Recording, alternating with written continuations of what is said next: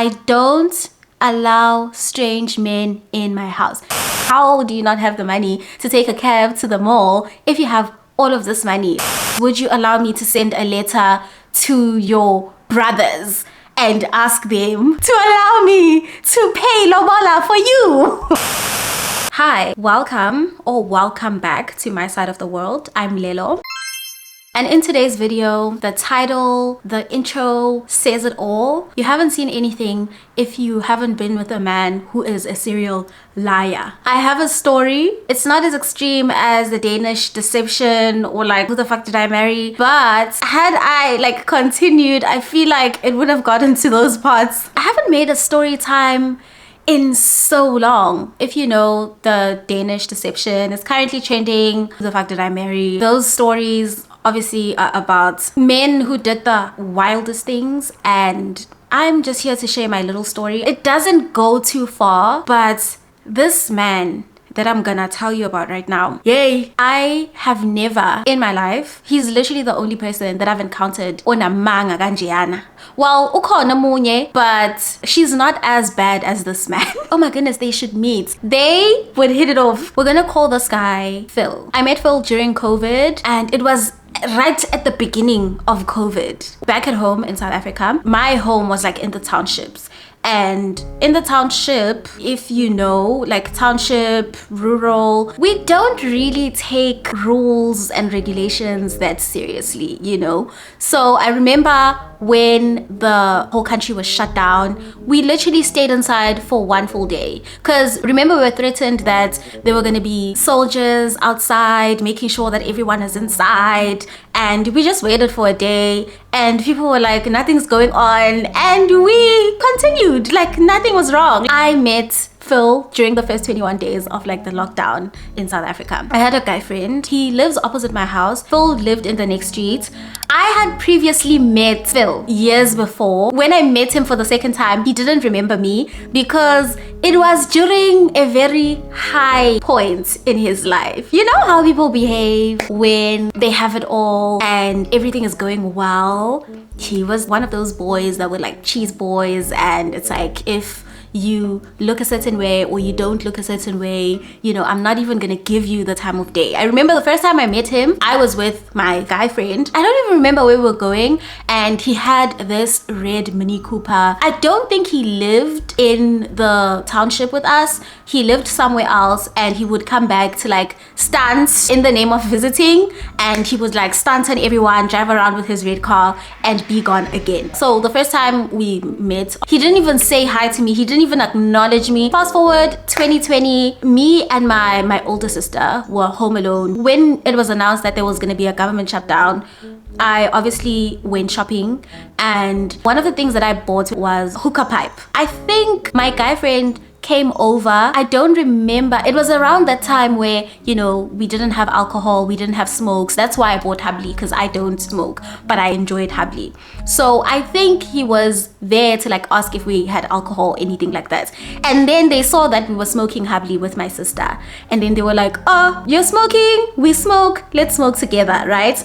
And obviously that started a whole month-long chillers where we would literally every single night, at the end of the day, they would come over, we would chill. If we had drinks, we would drink, and we would smoke pipe, and we would have fun. I am not gonna lie, he is an attractive man. We just kept seeing each other, and then it extended to seeing each other outside of my house. We would take walks, we would run, not really errands, but we did have a corner store, so sometimes, you know, we would go there together, or we would go to a different store, something like that. I had gotten a job before the shutdown, but we hadn't started with the training. When people were allowed to go back to work, that's when I started my training. So I met him right before I, you know, started going to work. What I really liked about Phil was that we would never run out of things to talk about, right? Because remember, we went from seeing each other every single time,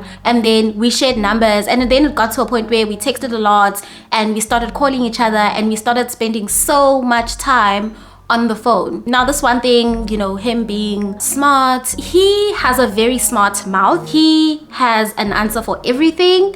And it got to points where he would lie a lot. Upon meeting him, we hadn't even gotten close or like gotten to know each other at all. As soon as day one, he lied a lot about having investments. Guys, I'm so sorry. If you come to me as a guy and you're like, yeah, I have all of this money, I have all of these investments, I'm not gonna believe it because I'm a fana. It's always a lie. I've never met a guy who's like, yeah, I have all of these things, and like it was actually true. Oh, actually, I have met, but with that one, I went to school with him. So it's never a great story when a guy's like, look at what I have. So immediately from the jump, he was like, yeah, I have all of these investments, I have all of these security deposits. There was a point, like it was during the beginning like days of like getting to know each other and them like coming over. He once came over. I don't remember if he borrowed money and he was like, he's gonna bring it back because he's going to like the nearest mall. He would lie and say his money is tied up in investments. He borrowed money and he wanted to go to the mall or something like that. And after that, my sister was like, yeah, no, it's not making sense. Like, how do you not have the money to take a cab to the mall if you have all of this money? Like, it just doesn't make sense. I don't want to hear it, you know? We keep getting to know each other. And, you know, my sister, like in between, she would kind of let me ride like the high, and then when I get to the very top of like the hill, she'd be like, hey, I need you to not fall for this man because this man is a scam, okay? And then as soon as I start like trying to defend him and be like, oh no, you know, investments she'd be like, there's no investments, like, have you seen the investments, have you seen the accounts? I'd be like, no. It's like, please don't annoy me. And then I'd obviously come back down and like come back down to reality. Remember the Mini Cooper, remember the car, right? Like when my sister was like trying to get me away from this man, she was like, ask yourself, like, if you have all of this money, what are you doing here? First of all, like, what are you doing here? Where's your car? Why are you not quarantining in Cape Town? Obviously, I understand some people, they came back to like be with their families instead of just like being alone over there, you know, doing things alone. People would come, obviously come back and, you know, quarantine with their families and all of that. That makes sense. But then her thing was, where is the car? Because now he was Johnny Walker like the rest of us. Where's the car? Where's the car? Where he lived in the township, that was like his mom's house. As I did say, like the first time I met him, he didn't live there at all until I met him again in 2020 during lockdown. So my guy friend would, you know, share a lot that he lived in Cape Town. It came out a lot that he lived in Cape Town. We wondered sometimes if the guy friend knew how much of a liar he was, because the thing is, that guy spoke highly of his cousin. He would say really nice things about him. You would see that he's really proud of his cousin and how far he's come and just all of that. Like he would like brag about him. You could see that like he really looked up to him because, you know, he made it out of the hood, has his own car, has his own place, works really well, has the money and all of that. So we were not sure if he knew that he was a liar like that. Fast forward to like going back to work, everything is opening up. He had been putting the idea of like going back to Cape Town in my head, and I remember being like, it's gonna be whack that you're leaving, because obviously we've been spending time. Oh my gosh, guys, let me tell you, he's actually number one in like my list of best kisses. He understood the assignment, and I really love kissing. He had been doing that whole thing of, yeah, so I'm leaving, I'm gonna leave you, I'm gonna leave soon, yeah, I can't wait to get back to my life. He had told me that they have a business, or was it a few businesses with his dad in Cape Town. So it's kind of like time to go back to work in the family businesses. On the week when he was supposed to be leaving, he was like, hey, would you be open to coming to Cape Town with me? I had never been to Cape Town before. When he asked, I'm a very skeptical person, especially like when it comes to men. So I remember like it being a thing of like, I like you, but I'm not sure if I want to go to a city that I've never been in with you like that, you know. But I still said yes. Don't judge me too harshly. We're kind of planning the logistics of the trip, right? He was like, I'm willing to move my trip. I'm gonna wait for you to finish at work. We can leave on Friday and then you can come back on Sunday nights or like on Monday morning if you're comfortable with that. He's like, can't wait to like show you Cape Town, show you where I live, show you my side of life. And I'm just like, I can't wait. The plan was that in order to like not waste time, because I worked in Sandton and Sandton is like really close to the airport, I was going to come with my luggage to work. After work, immediately I go to the airport and we meet at the airport. This man, on the Tuesday of like the week that we were supposed to go to Cape Town, he texts me on Tuesday. He's like, I had to leave early. I'm so sorry. The business, we just had to like figure some things out. So I couldn't wait for you anymore. I had to leave. Yeah, I used to be a very understanding girly. I used to be such a sweet konyane. After offering to fly me to Cape Town alone, he then ghosted me and like didn't speak to me for like the rest of the week. And then obviously when Friday comes around, I was just like, okay, you haven't spoken to me for like the whole week. I'm not gonna like let this bother me. I continue with my life. We stopped talking like completely. He completely ghosted me. Fast forward to that Monday. I don't remember why I didn't go to work. I don't remember why. I don't remember if it was a holiday or if I had taken a day off. I don't remember. It was like mid-morning-ish. Remember I told you that there's a corner store like right by my house. Here I am walking out of the gates, you know, having the time of my life. Didn't go to work today. It's amazing, right? Guess who I see by the corner store with my guy friend? On like my guy friend's side of the street, there was a little passage that connected the street behind and like our street if you wanted to take a shortcut. So they were coming out of that passage and yeah, we looked at each other. He saw me see him. And let me tell you, this man acted like I wasn't there. As they were walking, I stopped my guy friend and I obviously made a joke about it. I was like, we are definitely in Cape Town together. I didn't know I was in Cape Town. I kept making those jokes and he got like super uncomfortable and we were just like laughing about it. And my guy friend didn't understand like what was going on. But like because I was making jokes and it was funny,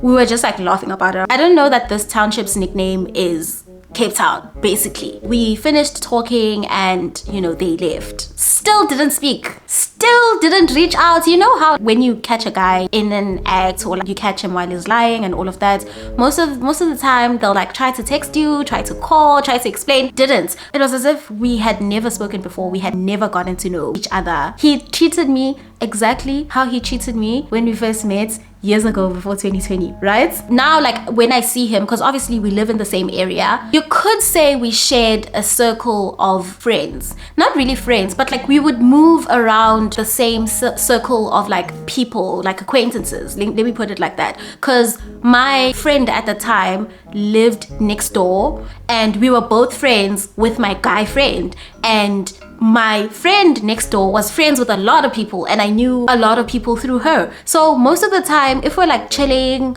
or if we are going to the store or if like something's happening around the neighborhood, definitely I'm gonna see him, one way or another, I'm gonna see him. And he just kept ignoring me and acting like I didn't exist. And it got to a point where I remember this one time we had gone to like a different store and my friend from next door was with him.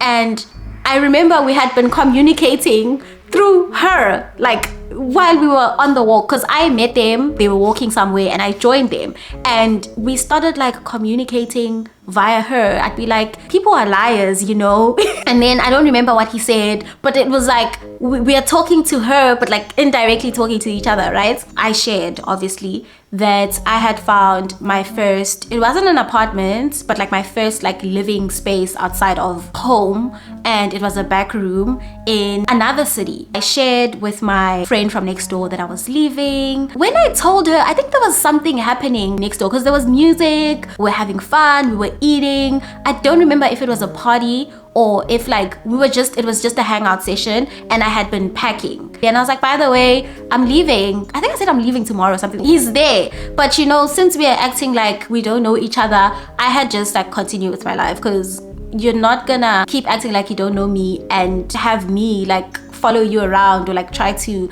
communicate with you. You would never get that from me. Sorry. He started wanting to speak to me. He was like, when were you gonna tell me that you're leaving? I was like, you don't speak to me. You cannot expect me to tell you about what's going on in my life. He was like, hey, I'm asking for a truce. We actually did talk about it, because obviously it started with the when were you gonna tell me that you were leaving? And I was like, Aibo, like we don't know each other like that anymore, and I don't owe you that conversation or like explaining myself and all of that, right?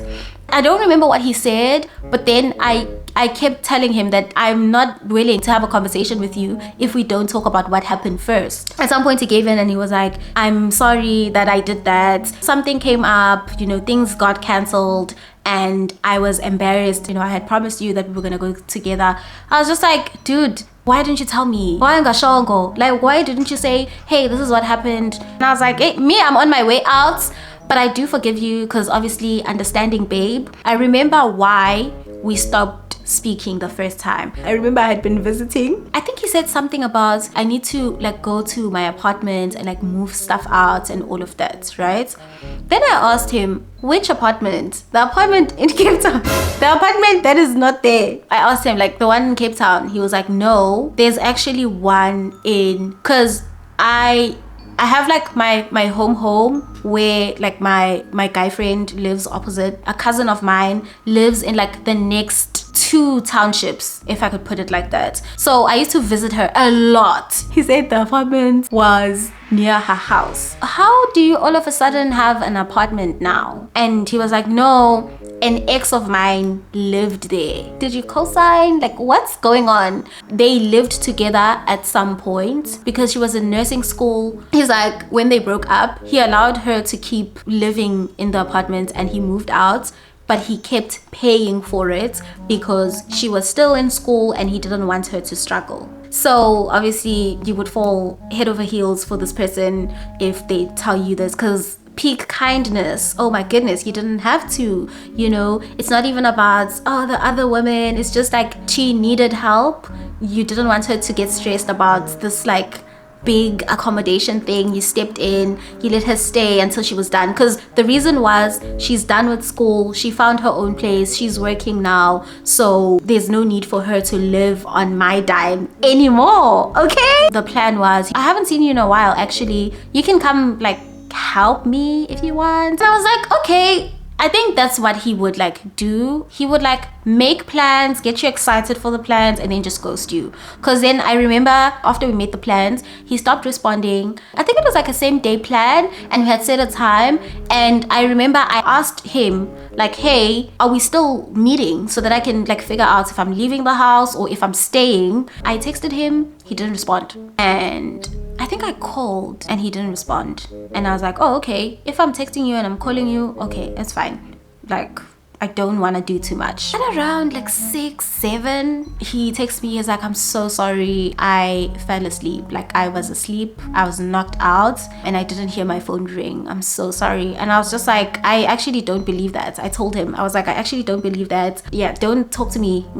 That's when like things not really died out. So I was just like, yeah, please just miss me. I'm tired of a fast forward, my birthday. He calls, I answer. He's like, hey, I just wanted to say happy birthday. And I was like, how would you even remember that, right? Because we don't talk anymore. Why do you still remember this? I obviously care about you, you know, I want you to be my... That was his number one thing. I feel like some men use that some women want to have kids and have a family and get married to their advantage, and they take advantage of like women. I know quite a lot of women who have been promised marriage and a family and stability and all of that. So he would come to me like in that angle that I want you to be my wife. Those are things that I need to remember about you. If I were to be serious, would you allow me to send a letter to your brothers and ask them to pay lobola for you? And I just kept saying, I'm very young. I want to eat my youth until I have nothing left. Come back when I'm 50, then we'll talk. We start talking again a couple of times a week. We just get on these long calls. Don't ask me why I kept speaking to that man. I just enjoyed. I think this is a worldwide problem that, you know, if you're a woman and you have your own space, men are just always gonna try to come to your place. Every single time, there's always a guy trying to come over. So when am I coming over? So that would be like the question. As a woman, the answer will always be, I don't allow strange men in my house. Say it with me again. I don't allow strange men in my house. Even if you know the men. No strange men in your house, okay? You'll thank me later, I promise you. So I was like, I don't allow people in my house, sorry. It got to a point where he was like, it doesn't have to be at your place, you know. I just wanted to see what your place looks like, but if you're not comfortable with that, then I really don't mind us meeting in a public space. And I was like, that's a great idea. He had gotten a job. At that point, he said he was working for a pool company, installing swimming pools.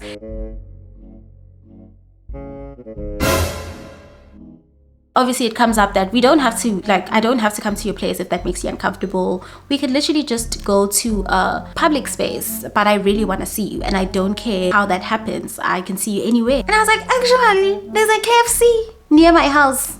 That's where we will meet. He came, uniform and all. We sat outside the KFC, got the crusher, the Oreo crusher. I think that's what I got. And I'm like, are you not getting anything? He's like, no, I didn't trust that. My theory was that he literally had Imalio Kivela going back to Foslo and the money that he used to pay for my crusher. We spoke about everything under the sun. I finished my crusher. He was like, let's take a walk. Show me around, you know. Obviously, he did try to like nudge me into kind of like taking him back to my place. And I was just like, as I said, it's not gonna happen. So he did it a couple of times and then he saw that I wasn't budging and then he stopped asking. It got to a point where he was like, okay, point to me where you live. Like, we're not gonna go, just point to me. I was like, no, thank you. I put him in a cab and he goes back home. We keep talking. Then over the next few days, he texts me, hey, how are you? I have a problem.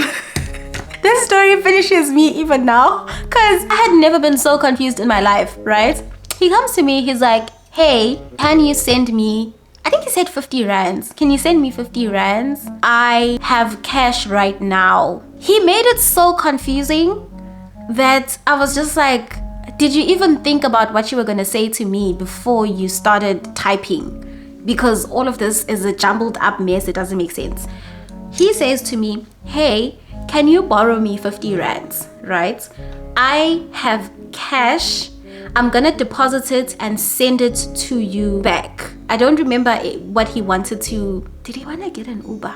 He mentioned a reason that needed you to have money in your card, basically. Here's another lesson. You do not give men your money as a woman. Let's say it together. You never give men your money. I'm like, I don't have it.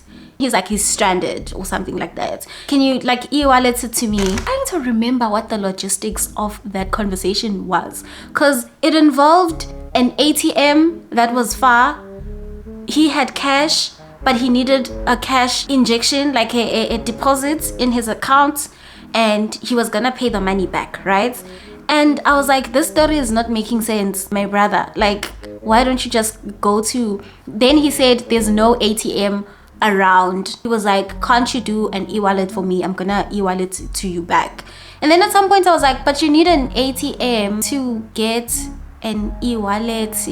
Like, what are you talking about? That's how confused I was. So he just like stopped responding because he could like tell that I was not understanding and I was not interested in understanding, right?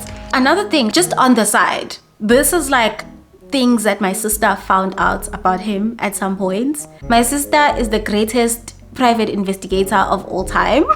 So I remember at some point she was like, he was fired from his old job. That's why he had to come back home. When the COVID shutdown happened, he had been there for a while. He got fired because something happened at work involving stealing, it involved fraud, it involved missing funds.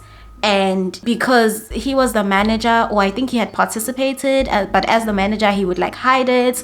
Don't really remember what went down with that. So then they got fired. And obviously, if you can't find a job for a while, then you start selling things. That's why the car's not there anymore. I was like, no, but we were supposed to go to Hina. She was like, there's no Cape Town. There's no business. There's no like daddy's business and daddy's this. And there's no apartment. There's no Cape Town. He ended up ghosting you because there was no Cape Town to begin with. We stopped talking again for a while, and then I move again. This time around, I don't remember how we reconnected. During like one of our conversations, his birthday came up. His birthday was in March. So I was like, what are you gonna do for your birthday?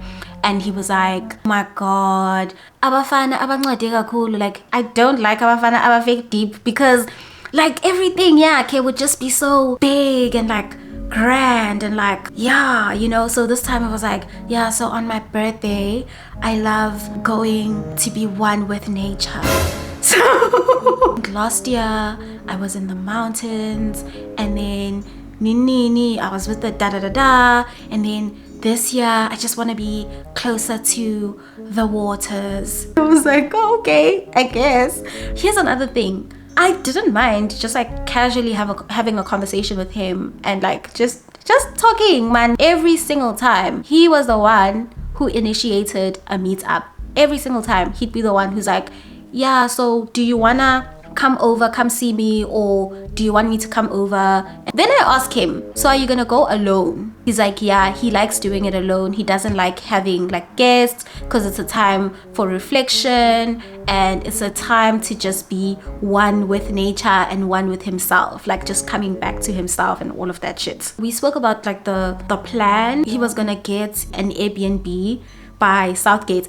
I need to ask, if you live in South Africa and you live in Johannesburg, and you know the area by like the South Gates there, do you guys have like streams, like mini rivers, like bodies of water? Do you have that? Because I think that was also a lie. I'm not familiar with that area. And then at some point he was like, you can come visit, you know, obviously you can't sleep over because you'll just be a visitor. You can see me for like the day, then you'll just leave, because as I did say, this is like private time. I would obviously be making an exception, right? I feel like at this point I had stopped taking him seriously. Like everything he told me was just a lie. I had peeped that, you know, he lies a lot. So yeah, I'm not gonna take, you know, anything he says seriously. I think I was writing exams at that point, and I was like writing them online. He said he wanted it to be like during the week, because during the week people are busy, people go to work, people go to school. He doesn't want anyone to bother him. He just wants the peace and quiet, right? And I remember we were supposed to meet. It was gonna be on a Friday again. I was writing an online exam on that day, and he was like, you can come over after like the exam. We do the whole dance again. We talk about it. Friday comes. This time everything is normal, because he would ghost ahead of the day of the plans. After a while, he's like, hey, just a heads up, my stepdad is in, because back like where we're from, he lives with his mom and his little sister and his stepdad in the house. He called me and he's like, so my mom just called me and shared that my stepdad is in hospital. I'm gonna find out what the situation is. Before we get to that part, on the Thursday, right, he stopped talking to me for a while, and then when he came back, he's like, craziest thing just happened to me. I just fell and hit my head, you know, to obviously, I guess, get excused from like disappearing, you know. And I was just like, are you okay? Do you need painkillers? He was like, nah, my man, I don't need painkillers and all of that, right? And I was just like, oh, okay. He would lie about like random things that didn't need a lie. If you're busy with something, you don't have to come back and be dramatic. You could just be like, hey, I got distracted for a while, or I'm about to get, you don't even have to tell me what you want to do. Just say, hey, I'm going to be busy for like a few hours. We'll talk later. It's not that deep, right? But but he would find a way to just lie about everything. Fast forward to the day, my mom just called me and told me that my stepdad is in hospital. And as soon as he said that, I was like, I know what you are. I know you. He was like, but I still want to see you. Like, I'm still going to come back here because obviously my birthday and. And I was like, no, go be with your family. It's fine. He was like, no, still I'm going to see you. I'm going to come back. After that, fast forward, he's like, hey, he has cancer. And I'm like, hey, cancer man, just it happened so quickly. I was like, when did you get the diagnosis? Like, when did they run the test? I don't know about these things. Do you just go to the hospital and then they like, you know, like how they like taper you on the finger for like HIV, and then like after a few minutes you get your results, you know? Is it like that even for like the serious things? At some point he calls me. He was like, I'm back, I'm at the Airbnb, he's gonna be fine, I'm not gonna let him like ruin my birthday. When he spoke about like this man, like the stepdad, it's as if like they didn't have a great relationship. You would understand if someone's like, I'm still gonna continue with like my things, I'm not gonna allow you to like ruin my plans or whatever like that, you'll be fine or whatever. Then remember he said he was alone at the Airbnb. Someone comes in the room and she's like, hey, I think she said mama wa ubita or something like that, like in their language. If you know South Africa, we have like different languages, and the average South African living in South Africa, even when they don't know how to speak or like respond, when it comes to like other languages, we do understand. So I can hear you when you speak your home language, and you know, I can respond to you in my home language and we'll understand each other perfectly, right? So I think they were they Sotho or were they Tswana? I think they were Sotho. So she said something in Sotho. Then I gathered that this is her little sister, because I knew her little sister, but like just, you know, knowing each other like from the area. So we knew each other, I knew her. And I could hear her voice. And he was like, oh, sorry, let me call you back. When this happens, I'm just like, what was I expecting? What was I expecting? Fine, he calls me back. And this time, obviously, when he calls me back, I'm like, Wemfana, why unamanga kangaka? Why umfana unamanga kangaka? Translation, why do you lie so much? Like, why, as a man, why do you lie so much? So that was basically what I said. I was like, why do you lie so much? Is there always something with you? Like, what's wrong with you? Why do you lie so much? Then he started acting like he didn't know what time it was. He was like, what are you talking about? Haibo, kahle. I'm not stupid. I was like, why are you lying?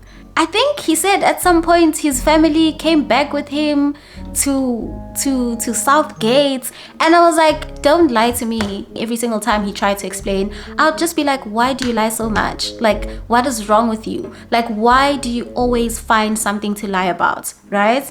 And then he'd be like, no, like, what do you mean I'm lying? What did I lie about? He started saying things like that. Yeah, if you think I'm lying, then that's also fine. And I'm just like, are you okay? Some of the explanations was that, you know, he's still alone. Dude, that's clearly your sister that I heard talking. I'm not dumb. I also understand your guys' language, so I know that you are not in Southgate. You are back at home. Why are you lying? And I was like, no, but my family is with me in Southgate. I was like, you literally just said you were alone. You are back in Southgate. He's like, no, I meant I'm alone in my room where we booked. And I was like, you know what? I ended the call. Let me tell you, ladies and gentlemen, I have never spoken to that man ever since. When he started like filling in little lies within the argument and giving me an answer for like every single little thing, knowing very well that it was a lie and he was not making sense, I was just like, actually, why am I giving this person so much of my time? You know, like, let me go find a hobby or something. That was the last time I spoke to him. Literally, he was like, but I meant I'm alone in my room at the Airbnb. I was like, yeah, no, I'm done. No thanks. I don't want to deal with this anymore. He has also never tried to reach out ever again. That was literally the last time we spoke. He didn't try to come back and explain. He didn't try to revive anything. It just ended. just like that. When a girly is like, oh, this guy did this and he said this and he lied to me about this and this and that, I always believe them. I definitely would have fucked around and like found out had my older sister not been there. Don't ask me also what I was doing with that man even after like finding out the truth. Don't ask me. I was young. That's the only excuse I have for you. If you enjoyed the story time, please subscribe to my channel, like my shit, check my other shit out, and I will see you tomorrow. Bye.